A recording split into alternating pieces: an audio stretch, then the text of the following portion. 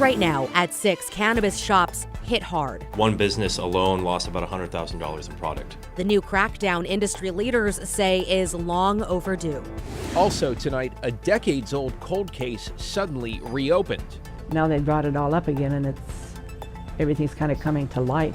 As we hear from the family of an 85-year-old woman found dead on her farm. Plus, behind every warning and every alert, weather observations are key to everything we do. Why it appears life-saving efforts in a flooding disaster here would boil down to teamwork.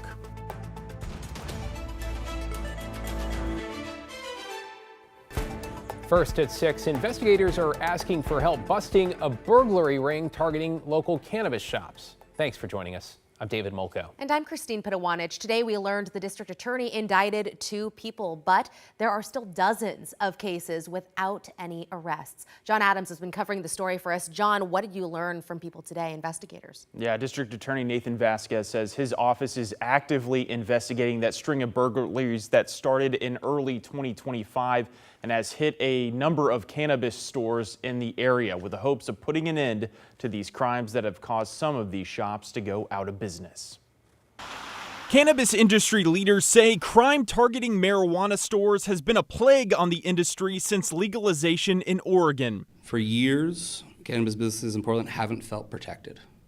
They haven't felt prioritized, and the consequences have been real. Since the beginning of the year, the Multnomah County DA's office says over 24 cannabis stores have been burglarized. Many of the incidents look like this, with a vehicle smashing through the side of the building, followed by masked individuals grabbing anything they can. In many of these cases, the losses are substantial. One business alone lost about $100,000 in product in one burglary.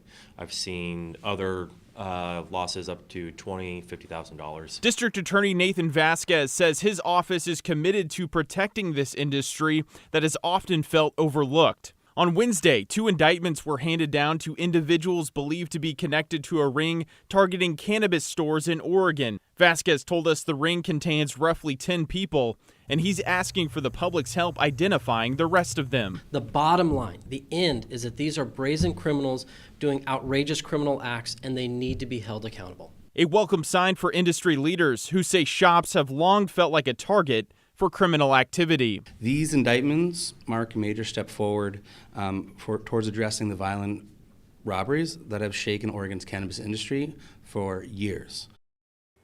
And detectives tell me these stolen products oftentimes end up for sale on sites like Facebook Marketplace. So to make sure you are buying cannabis products from licensed dealers instead. David? Wow, some of that video. John, appreciate it. Developing this evening, police have arrested a man they say deliberately started 3 brush fires in North Portland. This is new video. Around 11 this morning, Portland Fire was called out to the bluff off North Willamette Boulevard. A crew spotted the suspect walking away from one of those fires and called police. Crews put out the fires quickly, but say they could have easily spread to nearby homes. The suspect is now charged with 3 counts of arson. More than 30 years after a Washington County woman's unsolved murder, and the cold case is being reopened. Devin Haskins is live outside the Washington County Courthouse. Devin, this case dates back to 1994. Yeah, David, it's being reopened in part because of a new grant that was awarded to the Washington County District Attorney's Office that will $14,000 that'll go towards sending evidence to a forensics lab for DNA testing, something that wasn't available to investigators 31 years ago. She was always busy. Always busy. She loved flowers. Carolyn Ledbury and her mom, 85-year-old Vita Hardebeck, were close. But when her mom didn't answer her phone one day, she knew something was wrong. That's when she found her dad at her home in Gaston. And I found my mom laying on the concrete. Somebody had severely beat her to a pulp. There was a kitchen window there. They had knocked her through the kitchen window. It was February of 1994. At first, investigators thought it was natural causes, but an autopsy confirmed she was killed. Whoever murdered her laid her down, put her head on a hunk of wood like she'd fallen back and hit her head on the wood, is what it looked like. The case went cold, but 31 years later, it's getting a second look. The Washington County DA's office got a $14,000 grant to search for new DNA. In 1994, it was right before DNA became developed as a forensic tool. And so that's primarily why we applied for this grant, because we felt that there was evidence that could use or could benefit from being reviewed for DNA. Ledbury was surprised when she learned it was being reopened. Really startled me because to me, that was in the past. I was beyond that. Now they brought it all up again and everything's kind of coming to light.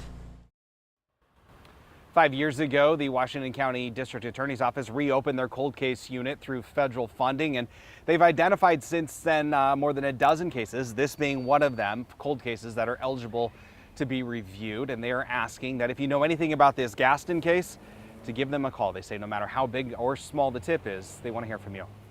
Back to you. Yeah, hope investigators make some headway in this case. Devin Haskins reporting. Thank you, Devin.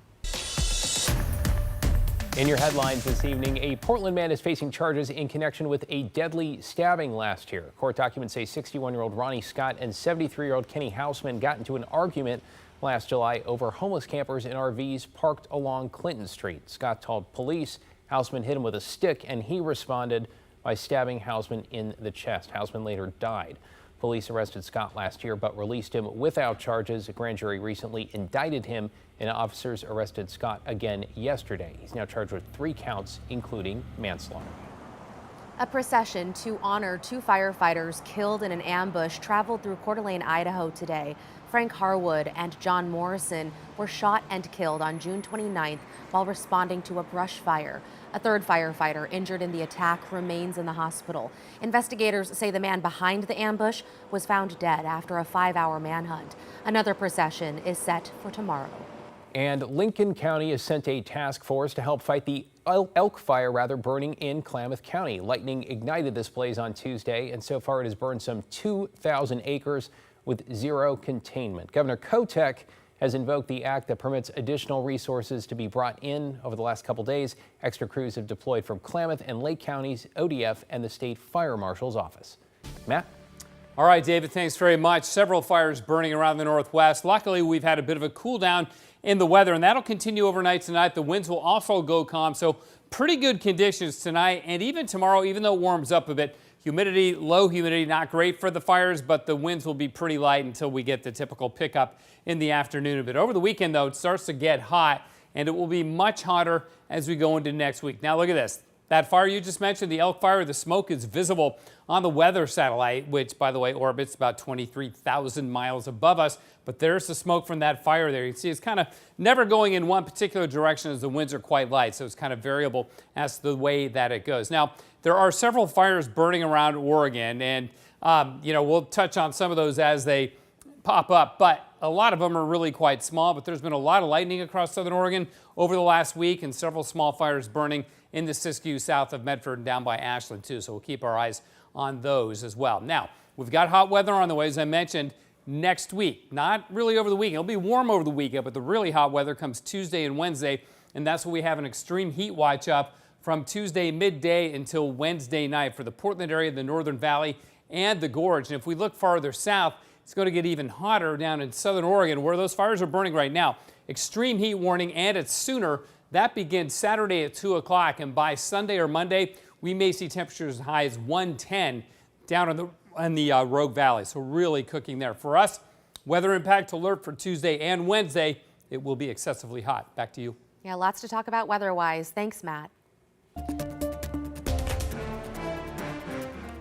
To Texas now, where communities are dealing with the aftermath of devastating floods. Crews remain busy. Officials confirming at least 120 people are dead and 160 are still missing.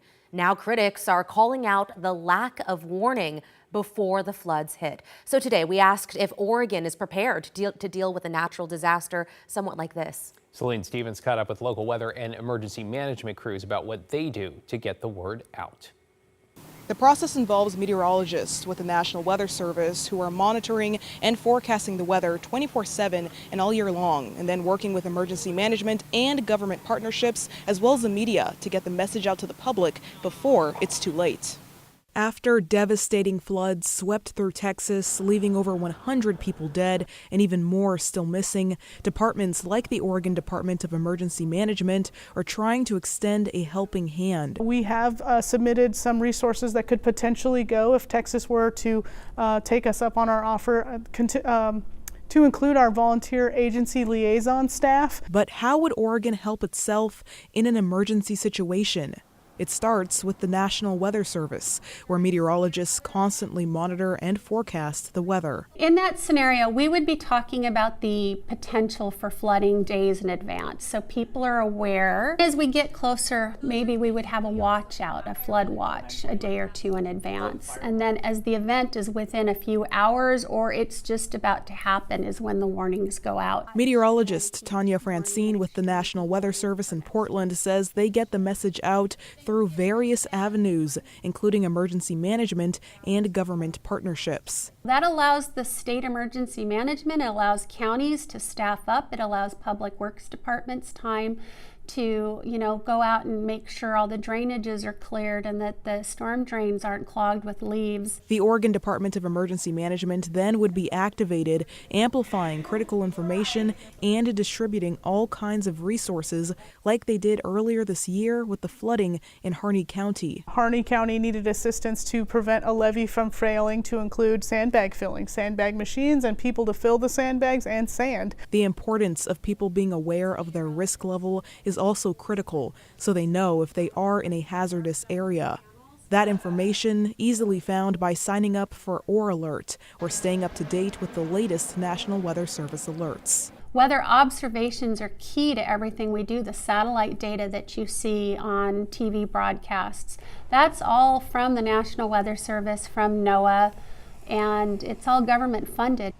Currently, the Oregon Department of Emergency Management is activated, but that's due to elevated fire risk for the 2025 wildfire season. They also said that while the state has improved when it comes to evacuation planning in recent years, it's still important to always be aware and prepared before you get that alert that it's time to go. In Portland, Celine Stevens, KGW News.